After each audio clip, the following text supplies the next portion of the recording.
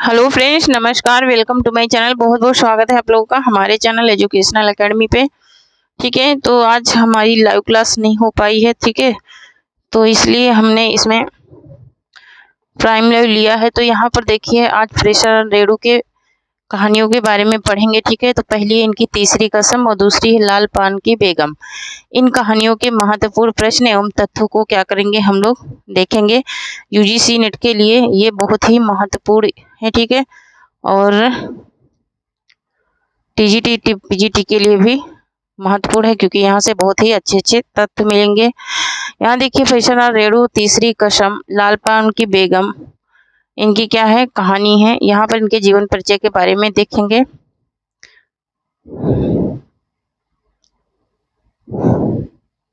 जीवन परिचय, ठीक है, तो इनका जन्म कब हुआ था? 4 मार्च 1921 में हुआ था। कब हुआ था? 4 मार्च 1921 में हुआ था। और जन्म स्थान क्या था, कहाँ पर हुआ था? तो ये अवरोही हिंडना गांव औरैया बिहार में हुआ था। कहाँ हुआ था?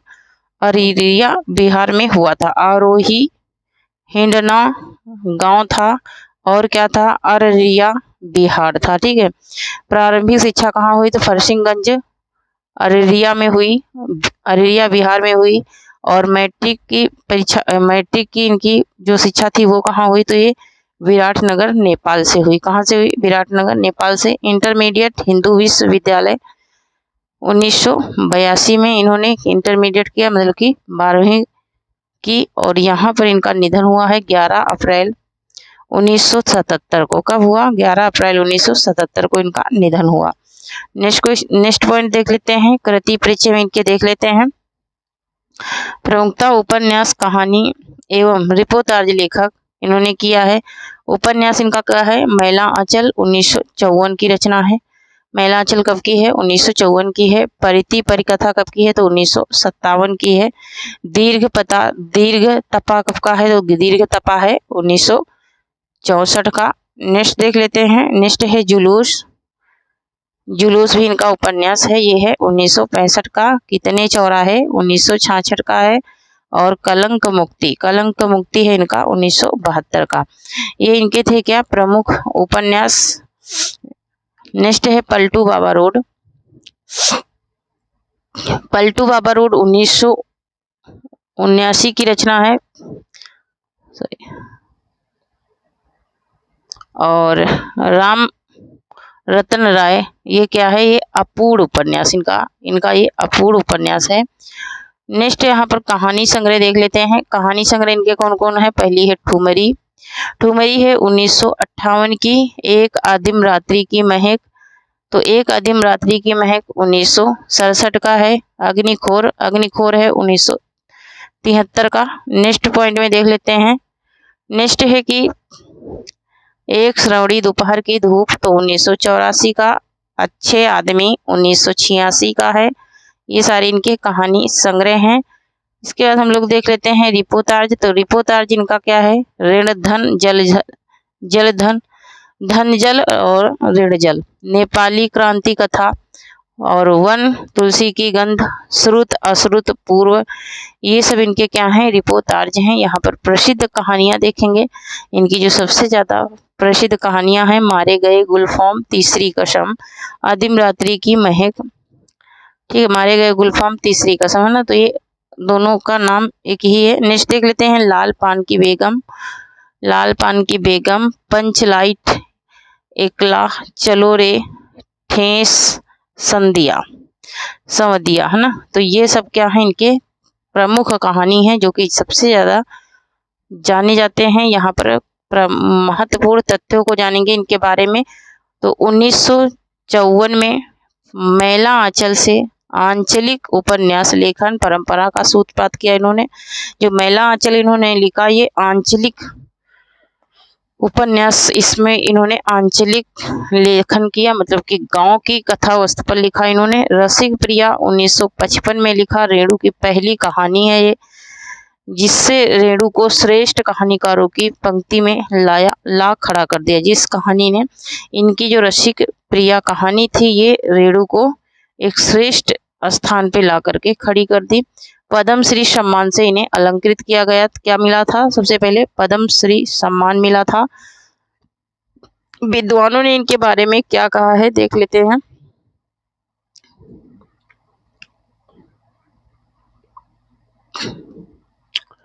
तो यहाँ पर गोपाल राय ने क्या कहा है, एक प्रसिद्ध उक्ति है, रचनाकार पर नहीं उनकी रचना पर विश्वास करो। ऐसे देखते हुए लाल पान की बेगम, ठेस, पंचलाइट, सिर पंचमी का शगुन आदि कहानियां भारतीय गणतंत्र के एक पिछड़े आंचल के ग्रामीण जीवन के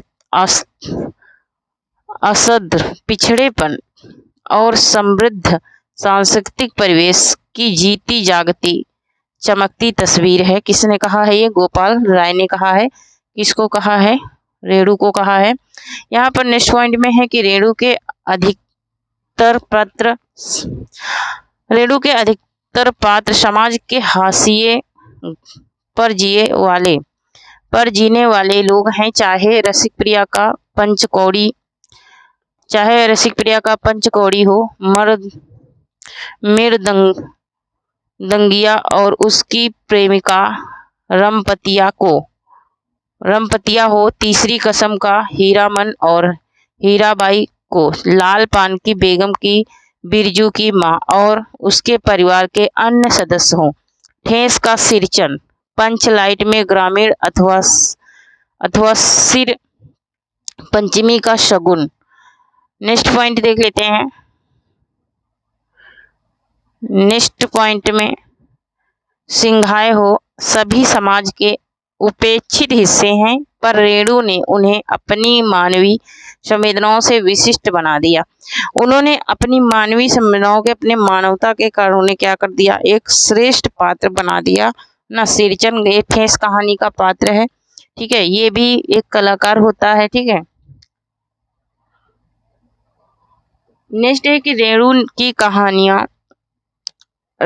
कहानियों की एक उल्लेखनीय विशेषता उनमें विचित्रित प्रेम की संवेदना है। इस दृष्टि से तीसरी कसम प्रेम की निष्कपट, रहस्यमयी, जटिल और उदात्त संवेदना की बेजोड़ कहानी है, ठीक है। किसमें, तीसरी कसम में। यहाँ पर नामवर सिंह क्या कहते हैं इनके बारे में। नामवर सिंह, रेणु, मार्कंडे और शिव प्रसाद सिंह की कहानियों में ग्रामीण चेतना मिलती है। इन्होंने 3 लोगों को लिया, रेणु को, मार्कंडे को, शिव प्रसाद सिंह को। इन्होंने कहा कि इन तीनों लोगों की कहानियों में ग्रामीण चेतना के दर्शन होते हैं। नेक्स्ट पॉइंट में बच्चन सिंह क्या कहते हैं। बच्चन सिंह कहते हैं कि ग्रामांचल की राह तह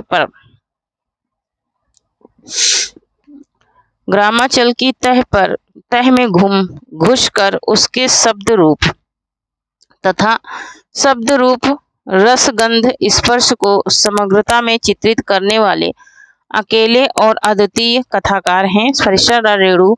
उन्हें प्रेमचंद का सच्चा अधिकारी कहा जा सकता है। रेणु ने बदलते हुए गांव को उनके बनते बिगड़ते मूल्यों को पूरी समग्रता और जटिलता से पूरी तन्मयता के साथ चित्रित किया है। प्रेमचंद, नेक्स्ट पॉइंट में देख लेते हैं।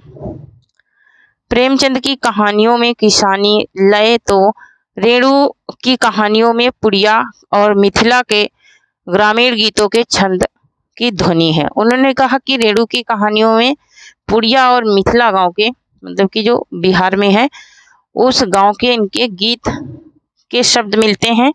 नेक्स्ट पॉइंट में है कि तीसरी कसम में भोला ग्रामीण मूल एक झटके में टूट जाता है। रोमांटिक कहानी एंटी रोमांटिक हो जाती है। लाल पान की बेगम, रसिक प्रिया, ठुमरी आदि पर पाठक मुग्ध हो जाते हैं, मतलब कि फिदा हो जाते हैं बहुत ज्यादा।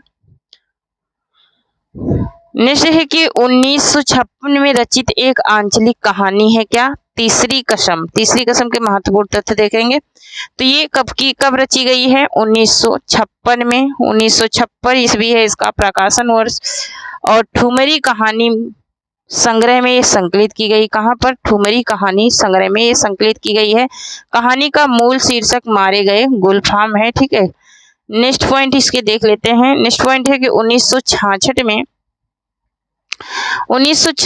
में तीसरी कसम नाम से इस कहानी पर फिल्म बनी थी। तीसरी कसम नाम से इस कहानी पर फिल्म बनी थी। हीरामन प्रमुख पात्र, नायक गाड़ीवान था। कौन था प्रमुख पात्र, कौन थे? हीरामन था। और पात्र नायक के रूप में कौन था? गाड़ीवान। और हीराबाई नायिका थी। हीराबाई कौन थी? नायिका थी। मथुरा मोहन अब कंपनी की नौटंकी में लैला की भूमिका निभाने वाली थी। कौन सी भूमिका निभाने वाली थी? लैला की भूमिका निभाने वाली थी। कौन? हीराबाई। नेक्स्ट है कि लाल मोहर, धुन्नीराम, लहसा नवा और पलटू दास अन्य प्रमुख पात्र थे। कौन कौन था? लाल मोहर था, धुन्नीराम था और लहसा नवा, उसके बाद पलटू दास, ये सब क्या थे? अनेक कौन थे? अपर प्रमुख पात्र थे, दूसरे पात्र थे इस कहानी के। तो प्रमुख पात्र में पूछेगा तो हीरामन और हीराबाई, लेकिन अगर अन्य पात्र पूछेगा तो अन्य पात्र लाल मोहर, धुन्नीराम, लहसा नवा और पलटू दास एवं पलटू दास इसके क्या थे? प्रमुख पात्र थे। एक सीधे साधे ग्रामीण युवक हीरामन, एक सीधा साधा ग्रामीण आदमी रहता है हीरामन। और हीराबाई की भावात्मक संवेदना की कहानी है किसमें? लाल पान की बेगम, मतलब कि तीसरी कसम में। नेक्स्ट देख लेते हैं इसकी कथा सूत्र, इसका देख लेते हैं। हीरामन 20 साल का रहता है। हीरामन जो है वो 20 साल से गाड़ीवान है तथा उनसे उस पार मोरन गराज नेपाल से धान और लकड़ी ढोने तथा कंट्रोल के जमाने में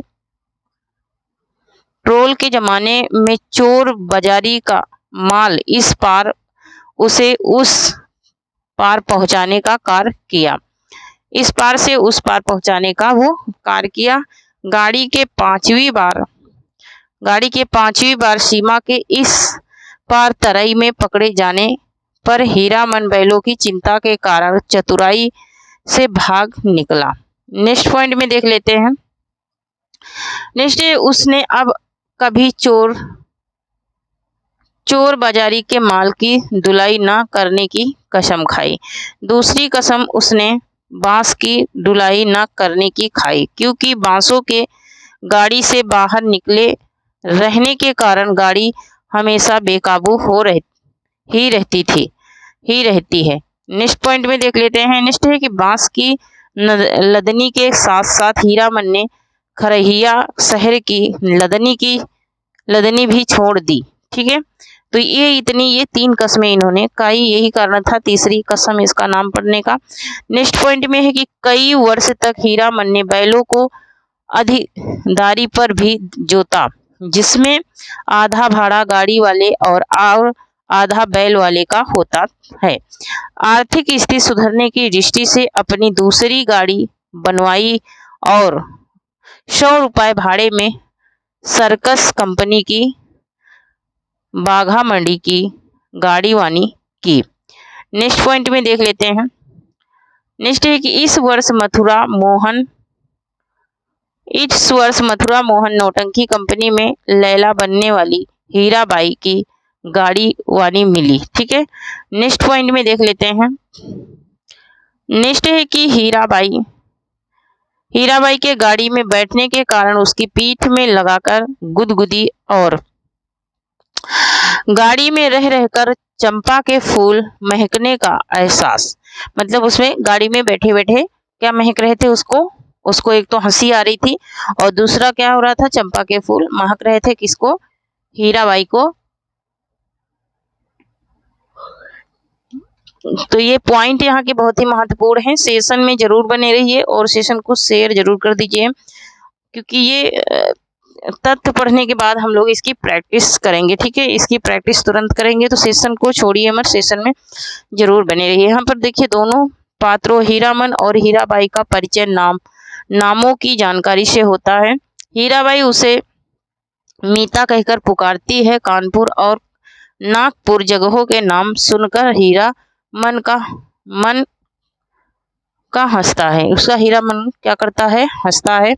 नेक्स्ट पॉइंट में देख लेते हैं। हीरामन गाड़ी के पर्दे के छेद से हीराबाई को देखता है, पूछकर बीड़ी पीता है। हीरामन मन सजनवा बैरी होए गए हमार गीत गाता है। सजनवा बैरी हो गए हमारे, ये गीत गाते हैं हीरामन। और हीराबाई से तारीफ सुनकर उसका मुंह लाल हो जाता है।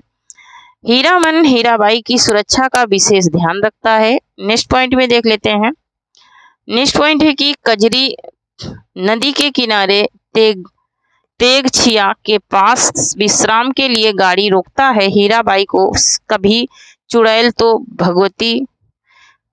भगवती मैया के रूप में देखना। वहां पर हीराबाई क्या देखती है?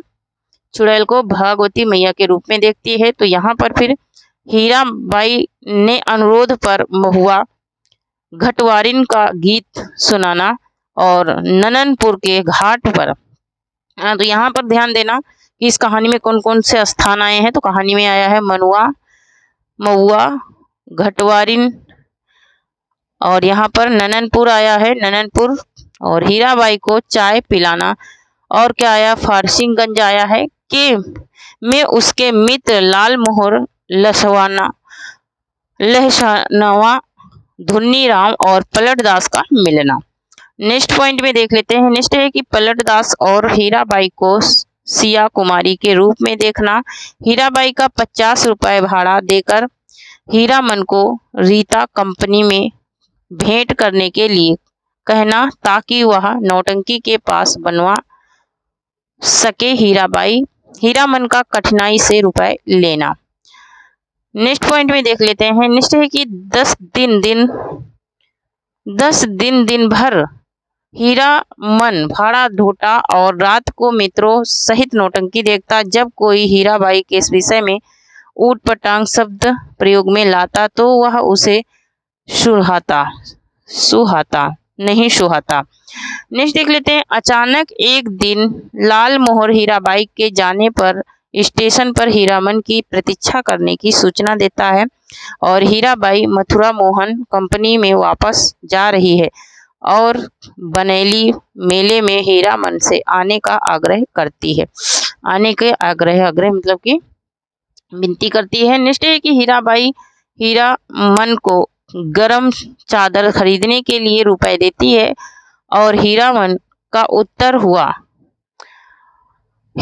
उतरा हुआ चेहरा देखकर कहती है, महुआ घटवारिन को सौदागर ने खरीद जो लिया गुरुजी। हीराबाई का गला भर आया। हीरामन चुपचाप फाटक के बाहर खड़ा है। गाड़ी के स्टेशन से रवाना होते ही हीरामन भी गांव की ओर चल पड़ता है।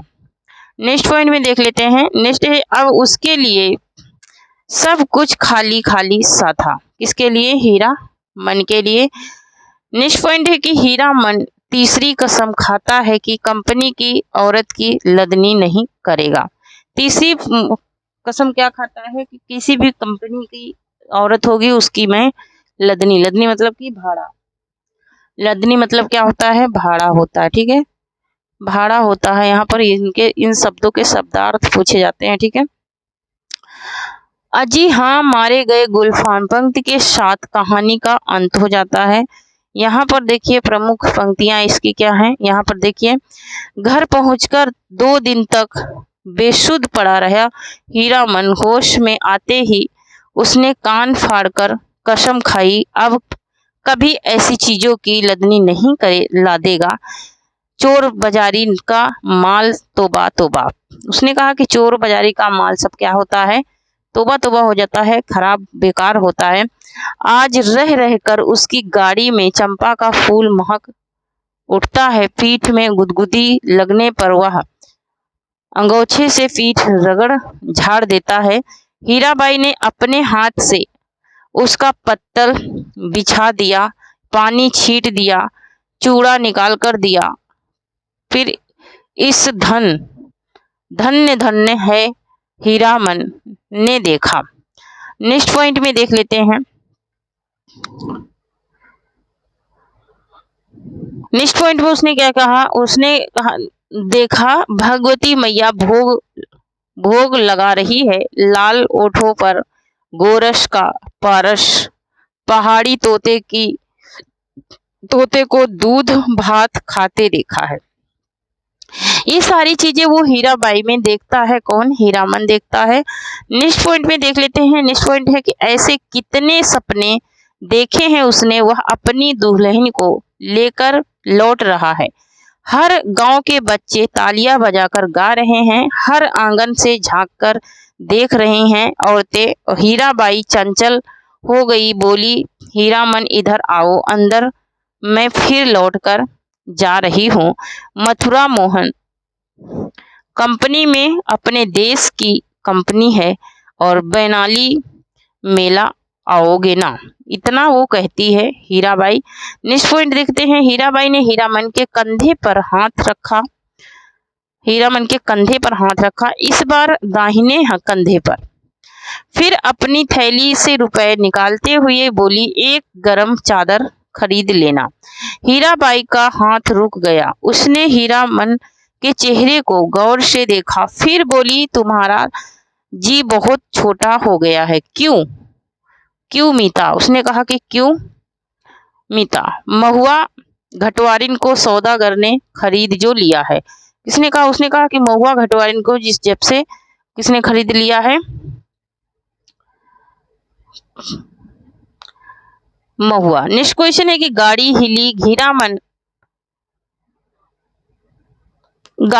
हीरामन ने अपने दाहिने पैर के अंगूठे को दाएं पैर की एड़ी से कुचल लिया।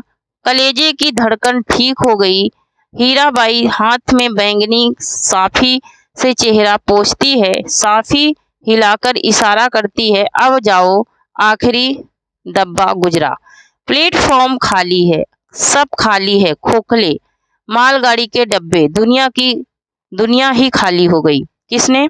हीराबाई। अपनी गाड़ी के पास लौट आया। कौन? हीरामन। नेक्स्ट पॉइंट में देखते हैं। नेक्स्ट पॉइंट है कि उनके मन में फिर पुरानी लालसा झांकी। रेलगाड़ी पर सवार होकर गीत गाते हुए जगन्नाथ धाम जाने की लालसा पीठ में आज भी गुदगुदी लगती है। आज भी रह रह करके चंपा का फूल खिल उठता है। उसकी गाड़ी में एक गीत की टूटी कड़ी पर नगाड़े का ताल कट जाता है बार बार। नेक्स्ट पॉइंट में देख लेते हैं। नेक्स्ट पॉइंट में शायद वह तीसरी कसम खा रहा है, कंपनी की औरत की लदनी नहीं करेगा। नेक्स्ट पॉइंट में देख लेते हैं। यहाँ पर लाल पान की बेगम है ना, तो वो तो रही क्या? तीसरी कसम के कुछ महत्वपूर्ण पॉइंट है ना। अब हम लोग देखेंगे लाल पान की बेगम, ठीक है, और फिर इनके दोनों के क्वेश्चन की प्रैक्टिस करेंगे, ठीक है। तो सेशन में जरूर बने रहिए, सेशन से भागिए नहीं, है ना। अगर एक भी पॉइंट मिस कर दिया तो बहुत सारे क्वेश्चन इसमें मिस हो सकते हैं, ठीक है। तो एक भी पॉइंट इसके मिस नहीं करना है, वीडियो को बिल्कुल भी स्किप नहीं करना है। नेक्स्ट एक ठुमरी कहानी संग्रह में संकलित है। इसके अति महत्वपूर्ण तथ्य क्या है? लाल पान की बेगम की ये ठुमरी किस कहानी में संकलित है? ठुमरी कहानी में संकलित है। कौन सी कहानी? लाल पान की बेगम किसकी कहानी है? फैसला रेणु की कहानी है। और ये कब रचित हुई? तो 1956 में रचित तथा कहानी पत्रिका, किस पत्रिका में? कहानी पत्रिका में, ठीक है। किस पत्रिका में? कहानी पत्रिका में इलाहाबाद के जनवरी अंक में प्रकाशित हुई। कहाँ पर प्रकाशित हुई? इलाहाबाद के जनवरी अंक में ये प्रकाशित हुई थी। कब हुई थी? 1956 में। कहानी के केंद्र में क्या है? तो कहानी के केंद्र में है स्त्री। कहानी के केंद्र में क्या है? स्त्री है। बिरजू की माँ चंपिया और मखनी फुआ जंगी को पतोह, राधे की बेटी और सुनहरी लरेना की बीबी। कहानी में प्रमुख पात्र क्या है? तो प्रमुख पात्र है स्त्री, पात्र प्रमुख है। नेक्स्ट पॉइंट में देखते हैं। नेक्स्ट है कि पुरुष पात्रों में बिरजू के बप्पा ग्रामीण परिवेश में व्यस्त, पारस्परिक ईर्षा, द्वेष, राग विराग, आशा निराशा, हर्ष विषाद का प्रतिभाशाली चित्रण हुआ है। बिरजू की माँ कहानी की नायिका और लाल पान की बेगम नारी के स्वाभिमान और आत्म सम्मान की चाह की अभिव्यक्ति है। इसमें मतलब कि बात की गई है नारी के सम्मान की। नेक्स्ट पॉइंट में इसके देख लेते हैं कथा सूत्र इसमें बिरजू की माँ के क्रोध से कहानी का प्रारंभ होता है। नेक्स्ट पॉइंट देखते हैं। बिरजू की शकरकंद बिरजू की शकरकंद और गुड़ खाने की जिद तथा चंपिया का सामान लेकर अभी तक न लौटना, बकरे का कुकुर माछी करके कारण परेशान करना, मखनी बुआ द्वारा नाच देखने जाने की बात छेड़ना, पानी भरने वाली स्त्रियों से मखनी बुआ का बिरजू की माँ के बातों का जिक्र, मतलब कि बिरजू की माँ की बातें कहती है पानी भरने वाली स्त्री से, कौन? मखनी बुआ। 8 दिन पहले ही बिरजू की माँ ने सबसे कहा कि बिरजू के बप्पा ने कहा है कि बैलगाड़ी पर बिठाकर बलरामपुर का नाच दिखा लाऊंगा। यहाँ पर नेक्स्ट पॉइंट में देखते हैं। नेक्स्ट फिर है जंगी की पुतोह का बिरजू की माँ पर कटाक्ष करना, मतलब कि नाराज होना। बिरजू के बापू को कोयरिटेले की गाड़ी ना मिलना, अतः उसका मलदहिया टोली के मियाँ जान की गाड़ी लेकर आना। बिरजू की माँ का पति के गाड़ी लेकर न आने पर नाराज होकर काम छोड़कर सो जाना है। नेक्स्ट पॉइंट में देखते हैं। नेक्स्ट चंपिया की आंखों में बलरामपुर के नाच के दिन माँ की मीठी रोटी बनाने, उसे छीट की साड़ी पहनने, बिरजू को पैंट पहनाकर बैलगाड़ी से जाने की बात याद कर आंसू आना, मतलब कि वो रोने लगती है। नेक्स्ट पॉइंट है बिरजू भी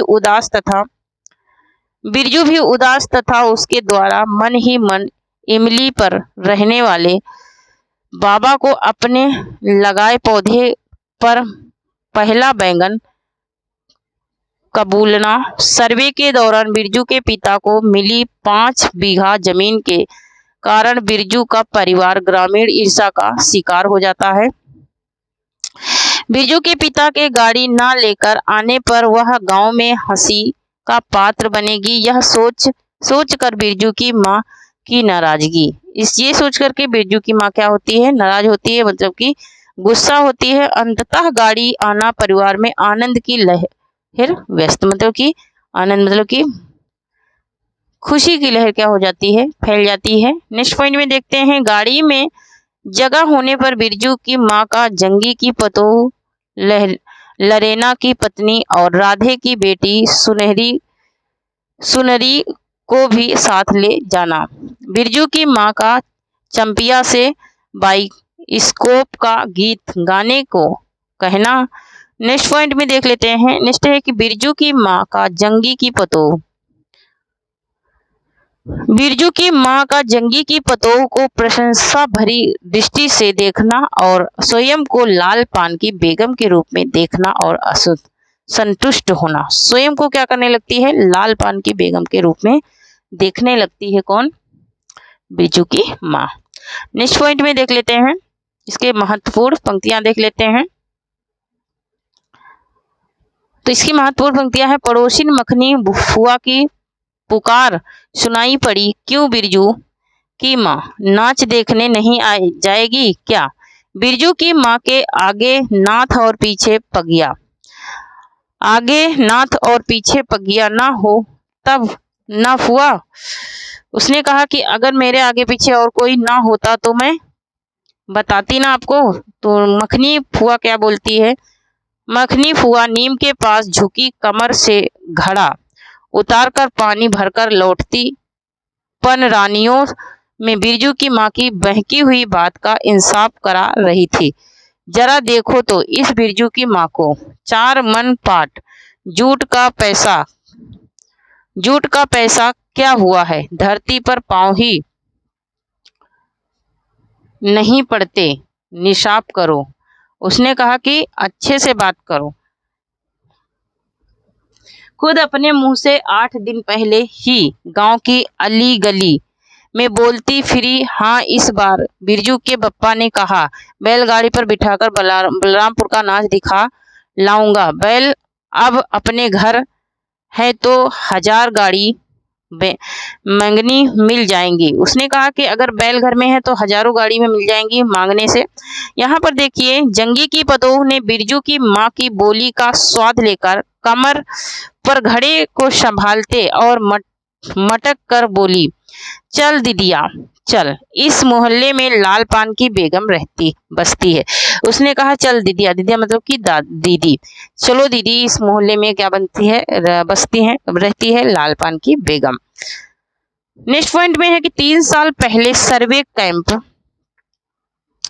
के बाद गांव की जलन डाही औरतों ने एक कहानी गढ़ के फैलाई थी। चंपिया की माँ आंगन में रात भर बिजली बत्ती झुकाती थी। चंपिया की माँ आंगन में नाक वाले जूते की छाप घोड़े की टाप की तरह जलो जलो और जलो। चंपिया की माँ के आंगन में चांदी जैसे पाट सूखते देखकर जलने वाली सब खलिहान पर, जितने उससे जलती थी सब खलिहान पर सोनोली औरतों धान के बोझों को देखकर बैंगन का भुर्ता हो जाती हैं, मतलब कि बैंगन का भरता बन जाती हैं उसको देख करके। नेक्स्ट पॉइंट में है कि 1 महीना पहले से ही मैया कहती थी बलरामपुर के नाच के दिन मीट रोटी बनेगी, चंपिया छीट की साड़ी पहनेगी, बिरजू पैंट पहनेगा। गाड़ी पर चढ़कर चंपिया की भीगी पलकों पर एक बूंद आंसू आ गया। वो ये सुनकर के रोने लगी। कौन? चंपिया। बिरजू का दिल भर आया और बिरजू भी क्या हुआ, बिरजू का भी गला भर आया। उसने मन ही मन डमली पर रहने वाले जिन बाबा को एक बैंगन कबूला। गांव का सबसे पहला बैंगन उसने खुद जिस पौधे को रोपा है, जल्दी से गाड़ी लेकर बप्पा को भेज दो जिन बाबा। किसने कहा? बिरजू ने। नेक्स्ट है कि 5 बीघा जमीन क्या हासिल की है बिरजू के बप्पा ने। पाँव की भाई खोकियों की आंखों में किरकिरी पड़ गई, मतलब कि किरकिरी पड़ना मतलब कि किरकिरी होना मतलब कि अप्रिय होना, है ना। तो क्या होने लगे, वो सबके अप्रिय हो गए 5 बीघा जमीन के कारण। डिबरी की रोशनी में, डिबरी मतलब कि दिया, धान की बालियों का रंग देखते ही बिरजू की माँ के मन पर सब मैल दूर हो गया। धानी रंग उसकी आंखों में उतरकर रोम रोम में घुल गया। बिरजू की माँ ने असली रूपा का मंग टीका पहना। असली रूपा का मंग टीका पहना, रूप मतलब कि असली सोने का मांग टीका पहना। आज पहली बार गाड़ी जंगी के पिछवाड़े पहुंची। बिरजू की माँ ने कहा, जरा जंगी से पूछो ना, उसकी पतोह नाच देखने चली गई क्या? जंगी धूल ताप रहा था। बोला, क्या पूछते हो? रंगी बलरामपुर से लौटा नहीं, पुतोहिया नाच देखने कैसे जाए? आसरा देखते देखते इधर गांव की सभी औरतें चली गई। नेक्स्ट पॉइंट में देख लेते हैं। नेक्स्ट पॉइंट में कहते हैं कि बिरजू के बाप ने घूंघट में झुकी दोनों पतोहुओं को देखा। उसे अपने खेत की छुपी हुई बालियों की याद आ गई। नेक्स्ट पॉइंट में देख लेते हैं। नेक्स्ट है कि ठीक ही तो कहा है उसने, बिरजू की माँ बेगम है लाल पान की बेगम। यह तो कोई बुरी बात नहीं है। हाँ, वह सचमुच लाल पान की बेगम है। बिरजू की माँ ने अपनी नाक पर दोनों आंखों को केंद्रित करने की चेष्टा करके अपने रूप की झांकी ली। लाल साड़ी की झिलमिल किनारी और मंग टीका चांद। बिरजू की माँ के मन में अब कोई लालसा नहीं, उसे नींद आ रही है। नेक्स्ट पॉइंट में देख लेते हैं। यहाँ पर इसके कुछ महत्वपूर्ण क्वेश्चन देखेंगे। तो यहाँ पर देखिए, क्वेश्चन में है तीसरी कसम कहानी चित्रित है। तीसरी कसम कहानी जो चित्रित है वो किस पर चित्रित है, ये बात पूछ रहा है। तो फारसिंगगंज और सिरपुर बाजार पर ये चित्रित है। तो यहाँ पर इसका राइट आंसर क्या हो जाएगा? ऑप्शन नंबर सी हो जाएगा। ऑप्शन नंबर सी हो जाएगा। यहाँ पर 1 और 4 राइट है, क्योंकि फारसिंगगंज और और किस पर, सिरपुर बाजार पर क्या है, केंद्रित है। नेक्स्ट पॉइंट में देख लेते हैं। नेक्स्ट क्वेश्चन है कि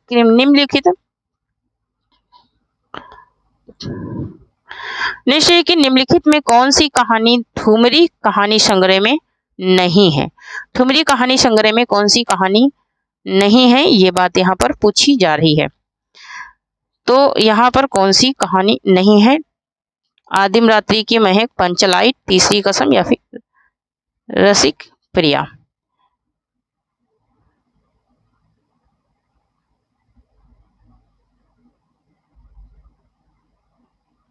तो ठुमरी कहानी में कौन सी नहीं है, ये बात पूछ रहा है। तो यहाँ पर जो पंचलाइट है ये नहीं है। नेक्स्ट पॉइंट में देख लेते हैं।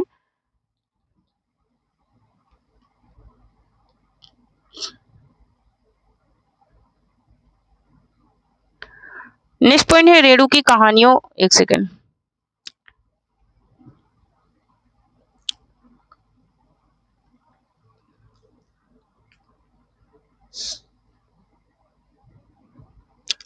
रेणु की कहानियों की प्रमुख विशेषता क्या है, तो इनकी विशेषता है ग्रामीण जीवन की सरसता है, प्रमुख इनकी विशेषता।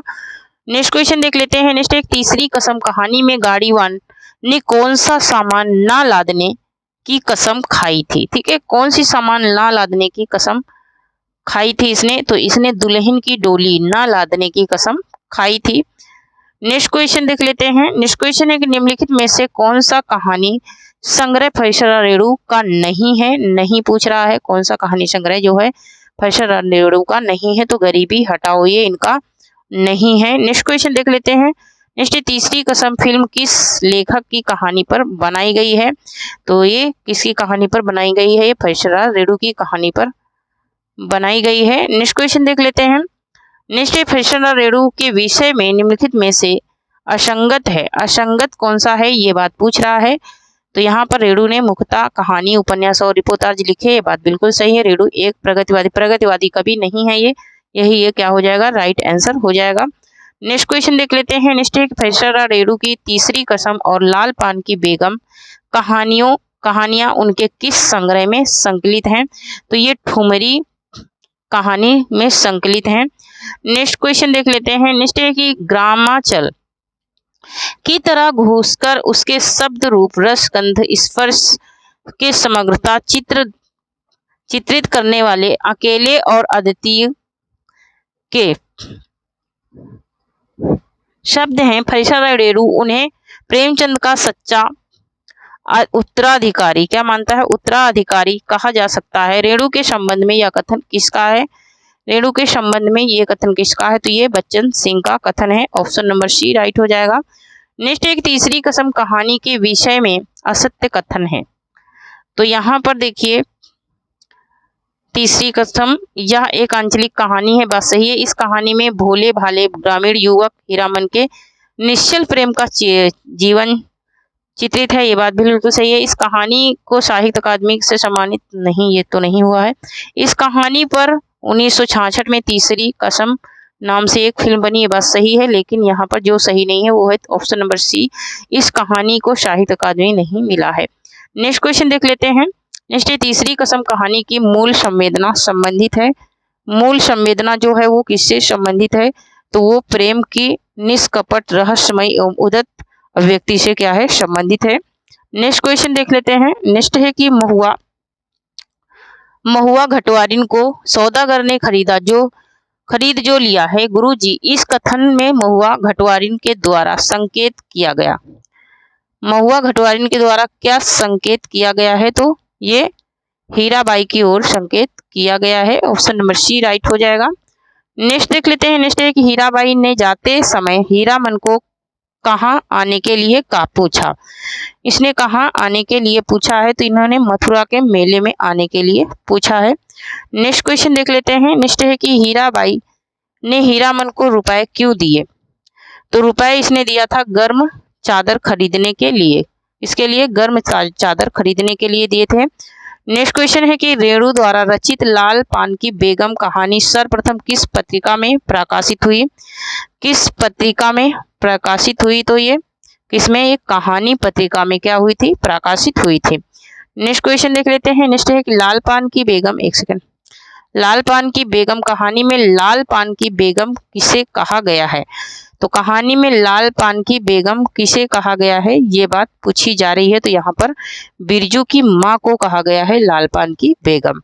नेक्स्ट क्वेश्चन देख लेते हैं। नेक्स्ट है लाल पान की बेगम कहानी मूलतः किस प्रकार की कहानी है? तो यह एक कैसी कहानी है? एक आंचलिक कहानी है लाल पान की बेगम। नेक्स्ट क्वेश्चन देख लेते हैं। नेक्स्ट है लाल पान की बेगम के मूल तथ्य के विषय में सत्य कथन है।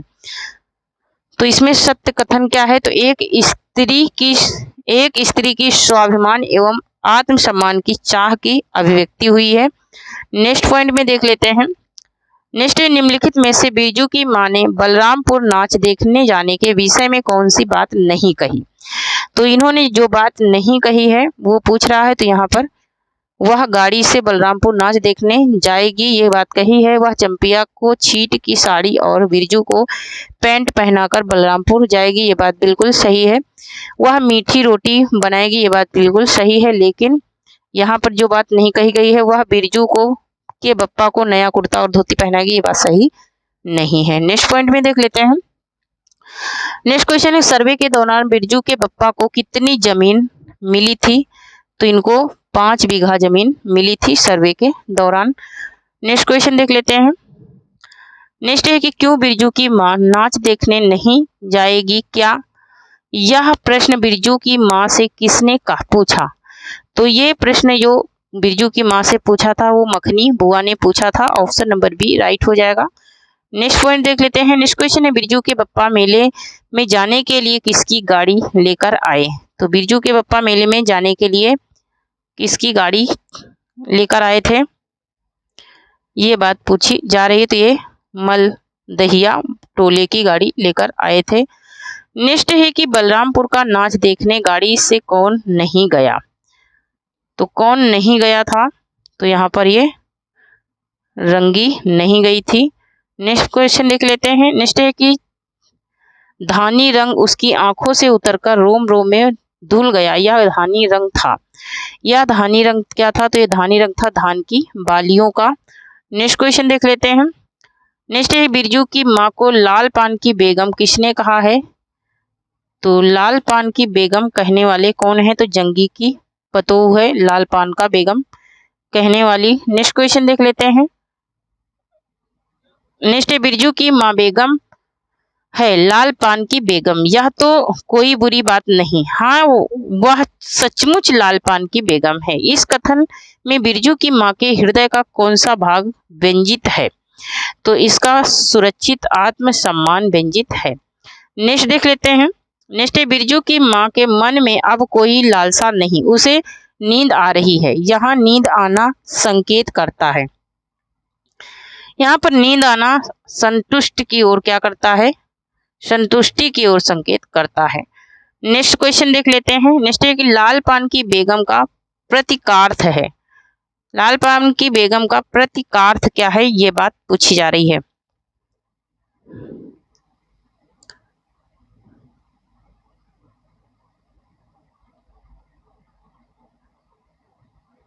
तो लाल पान की बेगम का जो प्रतीकार्थ है वो है, एक सेकेंड, वो है प्रभावशाली स्त्री। क्या है? प्रभावशाली स्त्री है। नेक्स्ट क्वेश्चन देख लेते हैं। नेक्स्ट है कि बिरजू, एक सेकेंड, बिरजू की मां के प्रति ग्रामीण स्त्रियों की ईर्ष्या का क्या कारण था? तो ये 5 बीघा जमीन मिलने का कारण था। नेक्स्ट क्वेश्चन देख लेते हैं। नेक्स्ट है जंगी की पतोह रो क्यों रही थी? जंगी की पतोह क्यों रो रही थी? तो रंगी के बलरामपुर से ना लौटने के कारण वो क्या कर रही थी? रो रही थी। तो थैंक यू फ्रेंड्स, आज के लिए इतना ही। तब तक के लिए जय हिंद जय भारत। और जो लोग चैनल को सब्सक्राइब नहीं करे हैं सब्सक्राइब जरूर कर लें, और जो लोग अभी तक शेयर नहीं करे हैं शेयर कर दीजिए, ठीक है। और चैनल से जरूर जुड़ जाइए, क्योंकि यहाँ पर आप लोगों को एकदम फ्री में सारी की सारी चीज़ें कंटेंट में मिल जाएंगी और प्रैक्टिस में भी मिल जाएंगी, ठीक है। जो लोग टेलीग्राम चैनल से नहीं जुड़े हैं टेलीग्राम चैनल से जरूर जुड़ जाइए। तो तब तक के लिए थैंक यू, जय हिंद जय भारत।